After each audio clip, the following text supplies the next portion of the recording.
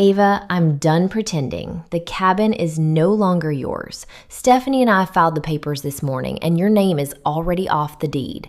You always acted like you were too busy or too good for family weekends there anyway, so don't act shocked now. This is for the best. Your brother Ryan agrees. We need stability, not someone who can't commit when it matters. Sign the release or don't. Either way, you're out. Don't call me again until you can be a real part of this family. Hi, my name is Ava Sullivan. I am 30 years old. That phone call from my mother hit like a door slamming in my face. One minute I was driving home from work in Charlotte thinking about the long weekend we had planned at the cabin next month. The next minute she told me I was cut out completely. No warning, no discussion, just a sudden financial exclusion delivered in that cold, erratic tone she had been using more and more lately. I pulled the car over on the side of the road, hands shaking so hard I could barely keep the phone to my ear. Mom, we all put money into that place. I sent $30,000 over the last 5 years. You can't just— I can, and I did, she snapped, her voice rising, then dropping into that unstable, almost mocking lilt she used when she wanted to make me feel small. Stephanie said it was the smart move. She's been looking at the numbers, and you're the one dragging everything down. Ryan thinks so too. Stop making this harder than it has to be. She hung up before I could answer. I sat there with the engine running, staring at the dark screen. The silent treatment she had been giving me for weeks had finally turned into something sharper and more permanent. I had tried texting her every day for the last month. Every message left on read. Every call went straight to voicemail. Now this. I drove the rest of the way home in a daze, the kind of chaotic fog where your mind keeps replaying the same 5 seconds over and over. When I got inside, I didn't even turn on the lights. I just sat on the edge of the couch and opened the shared family photo folder on my phone. The cabin pictures were still there, me laughing on the porch with my brother Ryan last fall, my mother smiling with a glass of wine, Stephanie Grant standing a little too close to my mother in one of the shots. I scrolled through them without really seeing until something made me stop. The metadata on one of the older photos showed an edit date from 6 months ago. A picture of all of us at the cabin had been altered. The timestamp didn't match when we were actually there. I stared at it until my eyes burned. Something had been planned long before that phone call. I called my friend Jenna Price because I needed someone who wouldn't tell me I was overreacting. She answered on the first ring. Ava, you sound off. What happened? I told her everything in one rushed breath. The phone call, the sudden removal from the deed, the way my mother's voice kept swinging between icy and almost gleeful. Jenna was quiet for a second. That's not normal, even for her, she said finally. You need to talk to someone who can look at the actual paperwork. Call that accountant you mentioned once, Kevin Walsh. He helped my sister with some family stuff last year. He's straight and he won't sugarcoat it. I hung up with Jenna and stared at the phone again. My mother had always been unpredictable, but this felt different. This felt deliberate and chaotic at the same time, like she was burning bridges faster than she could build them. I had spent years trying to stay close, sending money for the cabin because it was supposed to be our family's one stable place. Now I was being told I had never really belonged there. The next morning, I called Kevin Walsh. He agreed to meet me at his office downtown after work. I spent the whole day at my job pretending everything was fine, answering emails with half my brain while the other half kept circling back to that phone call and the edited photo metadata. By the time I sat across from Kevin in his small conference room, my hands were cold. He listened without interrupting while I explained the cabin the money I had sent and the sudden removal. When I showed him the photo metadata on my phone, his eyebrows went up. This timestamp is off by months, he said, zooming in, and the location data shows the photo was edited at a different address than the cabin. Someone went back and changed things after the fact. That's not normal family photo housekeeping. He pulled up public records on his laptop while I waited. After a few minutes, he turned the screen toward me. The title transfer was filed yesterday afternoon. Your name is gone. The new primary owner is listed as Carol Sullivan, with Stephanie Grant listed as a joint interest holder. There's also a new lien against the property that wasn't there 6 months ago. It looks like they took out additional financing, and the numbers don't line up with what you described. My stomach dropped. How much additional enough that the equity you thought was there might not exist anymore, Kevin said quietly. I'd need the full loan docs to be sure, but this smells like someone pushed a bad valuation or used the property as collateral for something else. If you want to fight the title change, you'll need a lawyer, and it won't be cheap or fast. I left his office with a folder of printouts and a headache that felt like it was splitting my skull. The first major conflict peak had already passed the phone call where my mother made the exclusion official, but the ground was still shifting under me. I kept wondering if I should have fought harder right then on the phone, demanded to see the papers, or if staying calm and walking away was the only way to keep any part of myself intact. What would you have done if your own mother suddenly cut you out of the one place that was supposed to be the family's safe haven, and then the numbers started looking fake? I drove home through Charlotte traffic that felt louder and more chaotic than usual. My brother Ryan hadn't called me once since the phone call with my mother. The silent treatment had spread. Every time I thought about reaching out to him, I stopped myself because I already knew what he would say. He would side with her. He always did when things got messy. That night, I sat at my kitchen table with the folder from Kevin and the old family photos open on my laptop. I zoomed in on the metadata again. The edit dates lined up with a period when my mother had been strangely distant, canceling plans and giving short answers. Stephanie Grant had been around more than usual during those same weeks. I hadn't thought anything of it at the time. Now, every small silence felt like part of a larger, unstable plan that had been moving forward without me. I didn't sleep much. Every time I closed my eyes, I heard my mother's voice swinging between cold finality and that erratic, almost triumphant edge. By morning, I had made a decision that felt both terrifying and necessary. I was going to get the full documents. I was going to understand exactly what had been done to the cabin and why. And then I was going to decide whether fighting for my name on that deed was worth destroying whatever was left of my relationship with my family. I had no idea yet that the truth waiting in those documents was going to be even uglier than the phone call, and that the choice I would eventually make would cost me more than money. The next morning, I woke up with the folder from Kevin still sitting on my kitchen table and the same knot in my stomach that had kept me awake most of the night. I made coffee I barely tasted, then called his office and asked if he could pull the full loan and title history on the cabin. He told me to come back after lunch.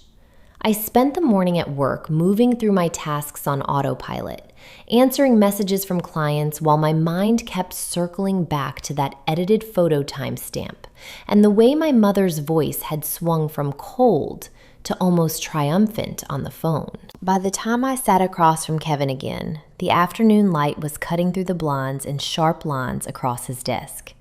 He had printed out a stack of documents and laid them out between us without any small talk. The lien was recorded 3 months ago, he said, tapping one page. It's not a standard home equity line. It looks like they used the cabin as collateral for a short-term business loan that Stephanie Grant co-signed. The valuation they submitted was almost double what the county records show as market value. Someone signed off on an appraisal that doesn't match reality. I leaned forward. Can you show me the appraisal date? Kevin turned his laptop so I could see the screen. The date on the appraisal lined up almost exactly with the edited timestamp on the family photo I had found. I pulled out my phone and opened the photo again, zooming in on the metadata. The location data showed the file had been touched at an address in Charlotte that wasn't the cabin and wasn't my mother's house. It was an office building downtown, the same building where Stephanie Grant kept a small real estate consulting space. Kevin watched my face. You see it too. I nodded once. The pieces were slotting together in a way that made the room feel smaller. My mother and Stephanie hadn't just decided on a whim to cut me out. They had been moving pieces around for months, using the cabin like a chess piece, while the rest of us thought it was still our shared haven. The money I had sent over 5 years, $30,000 in total, was now tied to a property that had been secretly leveraged against a loan whose numbers didn't add up. I left Kevin's office with copies of everything and a new weight in my chest. The silent treatment for my mother had already stretched into its second week with no messages, no explanations. When I tried calling my brother Ryan that evening, the call went straight to voicemail. I left one short message asking if we could talk. He never called back. The rift was widening on its own now, and every hour of silence felt like another confirmation that I had already been written out of more than just a property deed. That night, Jenna came over with takeout I couldn't eat. She sat on the floor across from me while I showed her the documents and the photo metadata. "This is messed up," she said quietly after scrolling through the timestamps. "Your mom let Stephanie talk her into using the cabin like an ATM, and then decided the easiest fix was to erase you? What are you going to do?" I stared at the papers spread across my coffee table. "I don't know yet. Fighting it means lawyers and court dates and probably burning whatever is left with Ryan. Walking away means I lose every dollar I put in, and I have to live with knowing they planned this behind my back for months." Jenna didn't push. She just stayed until late, letting the silence in the room feel less like the one my mother had forced on me. 2 days later, the next escalation arrived in the form of a single text from my mother at 2 a.m. The message was all caps and erratic, the kind of thing she only sent when she had been drinking or spiraling. "You need to stop talking to people about family business. Stephanie says you're making problems. Sign the papers and let it go, or I will make sure Ryan knows exactly how ungrateful you've been." I read it 3 times before I put the phone face down on the nightstand. The chaotic swing was back. First, the cold removal. Now this sudden, sloppy threat delivered in the middle of the night. I didn't answer. I lay there in the dark, listening to the quiet of my apartment, and felt something inside me settle into a colder, clearer shape. The mother I had spent years trying to please had decided I was disposable the moment it became convenient. The loyalty I had carried for 30 years was already shattered on her end. The only question left was how much more of myself I was willing to lose trying to glue it back together. The next afternoon, Kevin called me at work. His voice was tighter than usual. "I pulled one more set of records," he said. "The loan Stephanie co-signed has a balloon payment due in 4 months. If it isn't paid, the lender can force a sale of the cabin. The valuation they used to get the loan was inflated. When that payment hits and the real numbers come out, the equity you thought was there is going to disappear.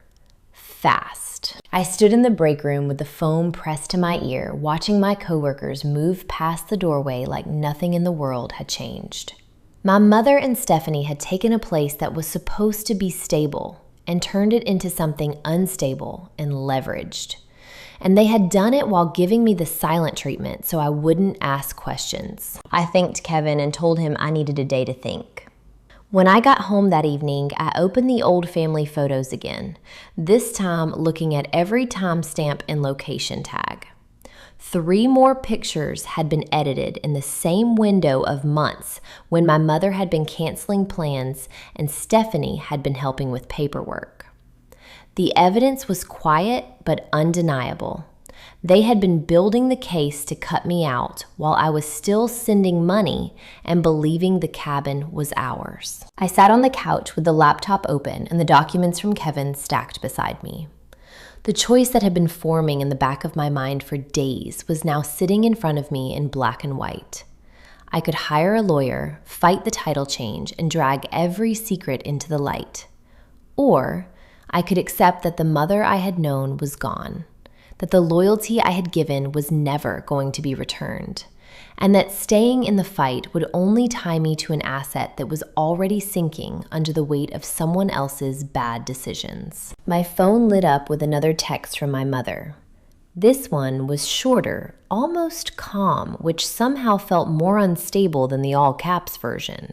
Just sign it, Ava. It's already done. Don't make this ugly. I didn't answer. I closed the laptop, stacked the papers, and walked into my bedroom. For the first time in weeks, the apartment felt quiet in a way that didn't hurt. The decision wasn't fully formed yet, but the direction was becoming clear. I was going to get one more set of answers. Then I was going to choose what the rest of my life looked like without the weight of a family that had already decided I didn't belong in it. I had no way of knowing that the final piece of evidence I was about to uncover would make the choice even harder, and that walking away would end up protecting me from a collapse I never saw coming. The next day, I drove back to Kevin's office with the folder of photos and the stack of records already starting to feel heavier than they should. He had one more set of documents waiting on the table when I walked in. This time, he didn't start with numbers. He slid a single printed page across the desk and waited for me to read it. It was a scanned copy of an internal email from Stephanie Grant to a loan officer at the bank that had issued the lien. The subject line was simple: updated appraisal for Sullivan family cabin. Please use attached valuation. Attached below the email was a low-resolution version of one of the old family photos I had on my phone, the one from the porch last fall. The metadata embedded in the scanned file showed the exact same edit timestamp I had already found. Stephanie had taken a family picture, altered it, and used it as part of the paperwork to justify an inflated value for the loan my mother had signed. Kevin didn't say anything while I stared at the page. The chaotic pieces finally locked into place. My mother hadn't just let Stephanie talk her into cutting me out. Stephanie had spent months building a paper trail that made the cabin look like it was worth far more than it really was, then convinced my mother to leverage it for quick cash. The fortune everyone thought was sitting in that property had been fake from the moment the loan papers were signed. When the balloon payment came due in 4 months, the lender would see the real numbers and the whole thing would collapse. I set the page down. My hands were steady, even though my chest felt tight. I'm not going to fight the title change, I said. The words came out quieter than I expected, but they didn't waver. I want to sign whatever release is needed to be completely off the deed and off any liability for that loan. I don't want my name anywhere near it. Kevin nodded once, like he had already guessed where I was headed. That's the cleanest exit. You'll lose the money you put in, but you won't be dragged into whatever happens when the lender starts looking for payment. I left his office with the release forms in my bag and a strange hollow calm settling over me. The mother who had raised me had chosen chaos and a family friend over her own daughter. The cabin that was supposed to be our one stable place had been turned into a leveraged bet that was about to fail, and the only way to keep any part of myself intact was to let it all go. That evening, I sat at my kitchen table and wrote one short email to my brother Ryan. I didn't ask him to choose sides. I just attached the email from Stephanie and the photo metadata and told him the balloon payment was coming due and the valuation was fake. I said I was signing myself out completely and that I wouldn't be at any future family gatherings. I didn't expect an answer. I sent it anyway because some part of me still hoped he might see what had been done before it was too late for him to. He never replied. 3 days later, I signed the release forms in Kevin's office and watched him file them electronically. When I walked out into the Charlotte afternoon, the air felt different, lighter in a way that didn't make sense yet. My mother had already stopped texting. The silent treatment had done its job and then some. The lifelong loyalty I had carried for 30 years was gone, shattered by a series of choices she made with Stephanie Grant, while I was still believing we were a family. I didn't hear from her again for weeks. Then one afternoon, Jenna called me at work, her voice careful. "I saw something on the county site," she said. "The lender filed a notice of default on the cabin. Your mom's name is on it. Stephanie Grant's name is on it too, but she hasn't responded to any of the notices. It looks like she's gone quiet." I sat in my car after the call and let the information settle. The ironic twist landed without any drama. By choosing to walk away instead of fighting for my name on a sinking asset, I had protected myself from exactly the collapse my mother and Stephanie had created. The fortune had been fake all along. The only real thing left was the boundary I had finally drawn. In the months that followed, I stopped waiting for phone calls that never came. I stopped checking the family photo folder. I stopped trying to explain myself to people who had already decided I was the problem. The detached calm that had started the day I signed the release grew into something steadier. I still felt the loss sharp some days, dull others, but it no longer controlled what I did next. I had told the truth through the documents I gathered and the email I sent my brother. That was all I owed anyone. My mother had chosen instability and a family friend over her own daughter. I chose myself. The price was the money I had put into the cabin and the family I had once believed would always be there. The freedom on the other side of that price felt quiet and permanent. Thank you for listening to my story. If your own mother ever looked you in the eye and told you that you were no longer part of the one thing you thought belonged to all of you, what would you have done? Fight for a seat at a table that had already been cleared?